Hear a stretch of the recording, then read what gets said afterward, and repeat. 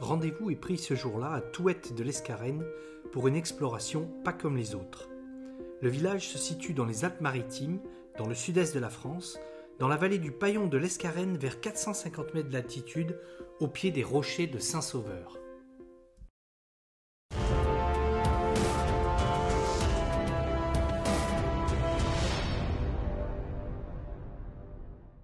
Ce matin-là, un étrange personnage se dirige vers la mairie, un casque à la main. Il s'agit d'Alexandre, hydrogéologue au bureau d'études H2EA à Nice. Un hydrogéologue, c'est un géologue spécialiste des eaux souterraines. Monsieur Albin, maire du village, nous fait les présentations. Monsieur Beninati, qui est conseiller municipal et qui va très prochainement être investi d'une lourde mission, la valorisation et la préservation du patrimoine touettois. Aujourd'hui, en effet, nous allons explorer la source de la fontaine qui s'écoule toujours, cachée sous les habitations du village. Monsieur Blanc, premier adjoint, nous accompagne. Dans la rue du Four, résonnent encore les pas des anciens qui buvaient l'eau de cette source. Et c'est au pied d'un grand escalier qu'une porte métallique ouvre sur un monde souterrain étrange. Est-ce que celle-ci, c'est la première source de Touette? Elle date de la création du village. Ouais. 14, moi je dirais 13e siècle. Parce que le village il date du 13e siècle. Je suis d'accord avec toi. Ça corrobore mes trouvailles. Ouais. C'est pour ça que j'ai plein de questions à me poser.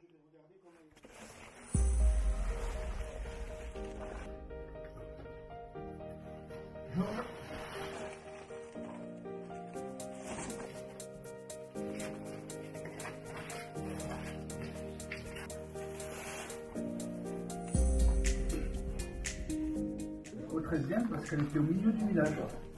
Ils ont implanté le village là parce qu'il y avait cette porte. Cette fois, on y est. L'eau de la source du village s'écoule à la faveur d'une fracture de la roche. Il s'agit là de calcaire gréseux de l'Éocène en banc plus ou moins redressé. L'eau s'écoule doucement en direction d'une autre fissure où elle s'infiltre. Où va-t-elle ressortir? Conductivité 560 microsiemens par centimètre et température 13,9. Les gouttières ont été trop pleines, je sais pas. Regarde. Ah oui, tu Et ça va dessous. Pour ça, j'essaie de choper le maximum. J'ai un petit goulot. Alors l'archéologue, qu'est-ce qu'on a trouvé? La poterie, des ferrailles SNCF, chemin de fer, Ah oui. des goupilles de je sais pas quoi. Ça, c'est l'air d'un mécanisme bien moderne. Quelques jolis petits bouts de poterie. Le manche. Oui. On continue le ramassage, un os, mais bon, ça, c'est un os bouffé. Hein. Ouais, il a été découpé. Voilà, Hein, un peu rebouché, celui-là. L'exploration de l'ouvrage de captage de la source est terminée et il convient de remonter. Et retour à la surface. On a trouvé un solidus. Romain. Qu'est-ce que c'est ça? En français, ça veut dire quoi? C'est du latin, c'est pour moi. C'était son nom. Ah, d'accord. Il était son nom vieux. Pas mal d'or vieux. Bon. Il y a des gens qui ont mis ça. C'est trop cool. C'est trop cool. Ça plus cher. C'est le kiff.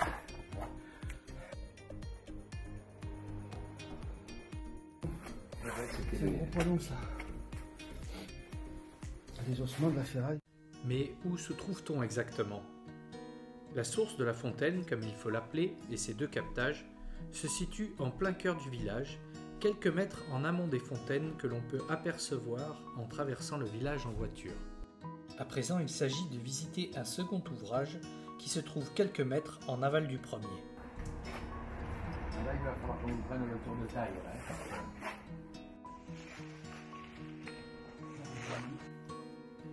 Sur la gauche se présente une galerie qui amène à l'arrière de la première fontaine.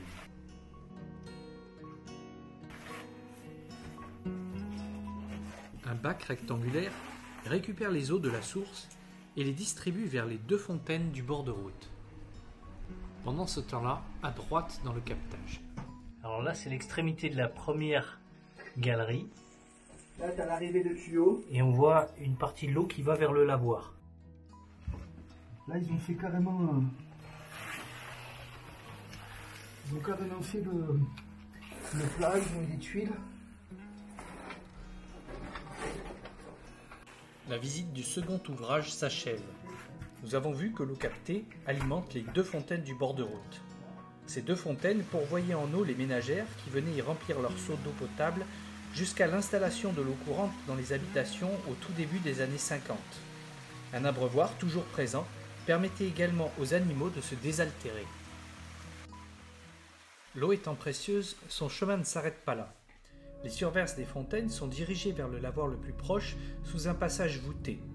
Les bugadières ou lavandières l'ont utilisé jusqu'en 1970, arrivée des premières machines à laver dans le village. Tout près de ce lavoir, une autre porte métallique attire notre regard. Autre captage ou simple regard sur le système de distribution? Pour le savoir, c'est Guillaume Tennevin, le collègue d'Alexandre, qui s'y colle. En plus, je suis... De l'eau s'écoule en tête d'une galerie, et l'eau a visiblement concrétionné divers débris sur le radier. Un burin. Ah oui. Là, on voit les calcaires. Votre sardine. La cascade est en fait la surverse du lavoir qui emprunte une galerie en direction d'une sorte de réservoir situé sous le lavoir.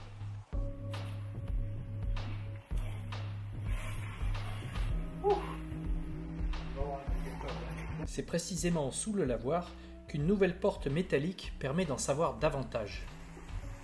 La porte ouvre sur un grand réservoir, vidé pour l'occasion. Il servait à stocker l'eau et à la redistribuer vers un réseau d'arrosage ou un autre lavoir. Nous voici à présent au niveau de la place de l'église. D'autres portes métalliques donnent accès au chemin de l'eau vers l'aval. L'autre lavoir du village se situe plus à l'est, en contrebas de la place de l'église. Il s'agit d'un bel ouvrage maçonné et on imagine sans peine les longues conversations des bugadières de l'époque. Aujourd'hui, l'eau n'alimente plus ce lavoir et elle est rejetée au ruisseau de Rodebrousse qui coule plus de 40 mètres plus bas, à proximité de la gare de Touette de l'Escarène. La source de la fontaine illustre bien l'histoire séculaire des hommes, fixant leur habitat à proximité d'une source.